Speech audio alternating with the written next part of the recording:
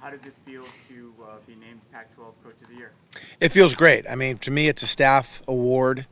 Everybody, Frankie Monk, our equipment manager, all the way to Kevin Vance, our pitching coach, every one of my staff members is so important in what they've done for each player and to get them better and to get us into the Pac-12, regular season championship is huge.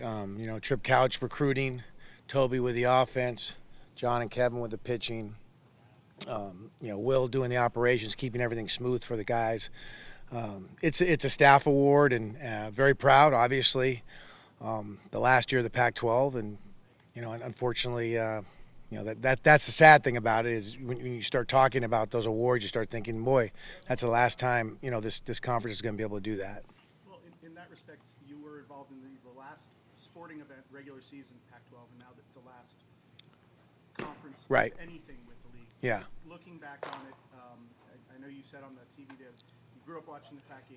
Yeah. And you played in the 10, and now coached yeah. the 12.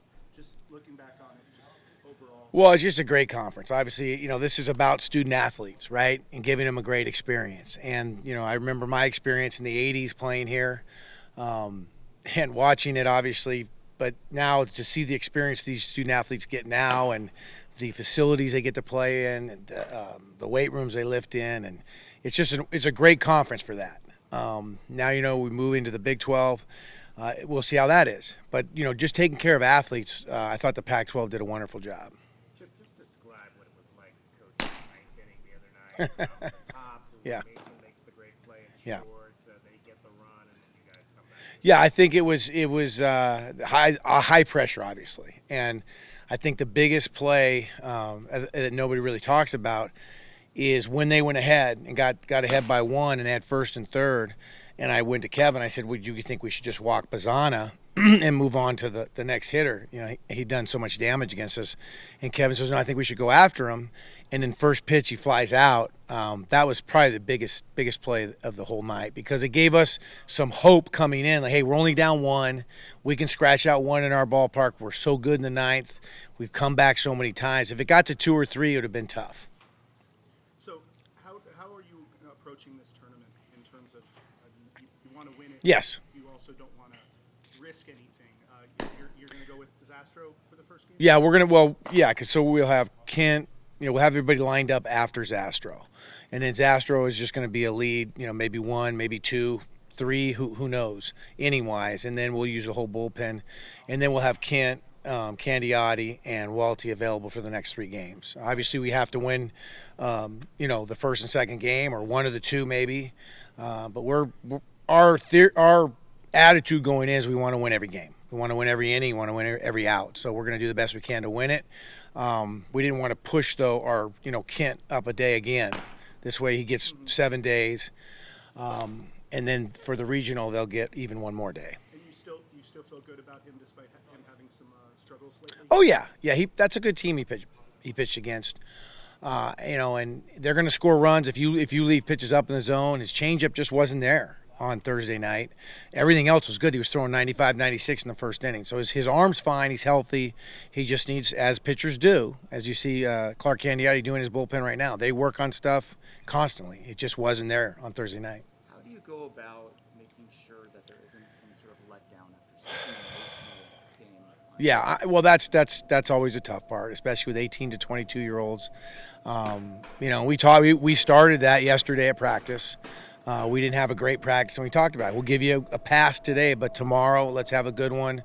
Be ready for Wednesday. Washington's going to bring everything they have at us, and then Cal, of course, on Thursday. So there's no doubt that is an issue. And in baseball, everybody's always like, well, that you weren't on tonight. Well, the problem is the guy pitching on the other team does, he has a job to get you out, and if he's getting you out, it doesn't look like your team's playing very well. Does it help at all that Washington took 2 out of 3 from you guys? It might. It might. It might help. I think the guys felt like we should have won 2 out of 3. We had the lead in the 8th inning, and Washington did a great job of coming back and getting us. But I think that does add a little extra juice in it. You saw the great picture that Kelly Presnell from the Daily Star got of you, the expression on your face. Yeah. What were you thinking in that? I don't know where that picture came from. If it was after the water hit me, but yeah, many family members have called me like, what happened or what was wrong with your face. So yeah, wasn't real happy with that picture. It was the Home Alone. Weird, Right? very weird. So, getting back to sort of your role in this whole thing. Yeah. Obviously, you defer a lot of credit to other people. What have you tried to? What role have you tried to carve out as far as the success of this program? Patience. I think patience is the biggest thing, and understanding what it takes. I mean, the one thing about coming from the pro side to the college side is, you know, in pro ball, you're out of a game, you don't have a good start to it. You have 144 in the minor leagues, you have 162 in the big leagues. So be it. But every game is a World Series in college. You know, the RPI means so much, and so it's super important to win every game. And so to be patient through a 9-inning game, understand that there's going to be ebbs and flows, which I do. If, like I said, 18, 22-year-olds sometimes don't understand that. So to just be patient, and, you know, if they need a little jab or a little kick in the butt, know when to do that. And so I think that's been probably my biggest goal this year. What did you like just about the way Cam handled Saturday, knowing what was at stake and what was on the line? Yeah, he was just tremendous. I mean, he executed pitches, and he pitched Friday nights for us, you know, the year before. He's a Friday night starter, you know, anywhere in this league. And so to have him pitch your third game every weekend has been huge for us. I mean, if you think back to all the games, you know, we lost a couple against ASU, he comes and wins. You know, we lost some games early in the preseason, and we never, you know, we were able not to get swept. That's a huge deal to win the Pac-12 because you're not getting swept all the time. Because you'll be starting with bullpen arms, is there anyone, or do you want to hold some guys off so that you want to minimize the back-to-backs? Because that hadn't really been a thing for you Yeah. guys this year. I don't think we'll worry about holding guys back. We'll try to win the game against Washington, and then, you know, hopefully we don't have to use the whole bullpen. I mean, if we do, then we're going to worry about back-to-backs. But then we'll decide on against Cal, you know, give Kent his pitch count, and then we'll see if we can pitch the guys that didn't pitch. We have 2 more pitchers that'll be on the roster because we get 30 on this. Yeah, we get 30 on the roster. What is the advantage of playing at night? Oh, just the weather, I think, you know, and you know, the morning, you either want the morning or the night. The midday one's going to be really hot. You know, we're probably, us and ASU are the most equipped for it. We're used to the weather, but under the lights, guys get a little more juice too. Has Garen been your most clutch hitter this season? Well, I think it's gone in cycles. I mean, I thought for a while Adonis Guzman was getting some of our biggest hits. He was huge. And then Garen's been pretty consistent with it. Summerhill's been pretty darn good. And Mason's, you know, Mason, because of who he is and the high profile and the being from Tucson, you know, he's had some struggles here and there, but boy, he's got some big hits. You know, he won a Utah game for us. So, yeah, I think it's gone sort of through different people. With Garen, though, something about his approach, he seems to be so middle of the field with his hitting. Yeah. Is that just by design that's where he sees it best? Yeah, I just think good hitters hit the ball back through the middle. I mean, you know, with the shift and all the things that have changed in baseball, that kind of has gone away. But really, if you have a good swing, you're going to be from gap to gap. That's where you're going to do your damage. Coming off that regular season championship, coming off that boost, what are you doing to keep your players grounded heading into the postseason? Yeah, we just talk to them and tell them. But just like we talked about earlier, you know, there'll be some times during Wednesday night's game where, you know, they're going to have to kind of get their feet back on the ground and say, you know, geez, we got to play baseball again. Because it may not start great. I mean, I know that.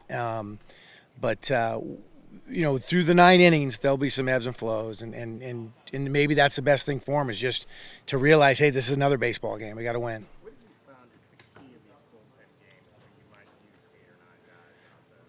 Well, I think Kevin does a really good job of matching up our bullpen arms with the other team's lineup. I thought the ASU game on the Tuesday night was masterful at picking who was going to go in and when they were going to go in, and we had our best matchup against their best hitters that we felt could get them out. So I think that's probably the key to it, is just if you can do that. Now, it's hard if somebody doesn't get that inning. You have to bring somebody in. I think we did it once with had to bring Hintz in the middle of the inning, and he got us out of it, then went back out. So that's the important part. What's the health of the outfield heading into the tournament? Yeah, well, we're going to, Breifogel's close. We're going to work him out pretty good today. Hopefully he'll be in the lineup tomorrow. Corona's probably not going to be able to play this weekend in the field. Maybe pinch run, maybe defense. We'll see. I don't know if he can grip a bat yet, but as soon as he can grip a bat, he'll be back in there. And then TJ Adams is just as soon as he gets some movement in that shoulder, he can start doing some baseball stuff. But and then maybe TJ can run the bases this weekend too. He'll be on the roster. What are your thoughts on this whole banana thing that's taken over? I have no comment on the bananas. I don't know what's going on. I'm so focused. I see these pictures later on and people show me. It's like I have no idea. Are you off limits during your in-game interview? Are they allowed to put stuff? They did in Utah. They kept handing me bananas. I didn't know what they were doing. So yeah, no, I don't think you're ever off limits in a dugout. But the concept of them having this kind of thing, Right. even though you might not be involved in it, do you feel like as long as it's not distracting them from the game, but from what they need to do, then that's... Yeah, I've said it all year. The one thing that's been unbelievable this year compared to the first two is our bench has been on fire. Win, lose, or draw, these guys they're rooting their teammates on. They're ready. They're always ready to play. So yeah, I'm good with it. Awesome. Thank you, Coach. Okay, thank you.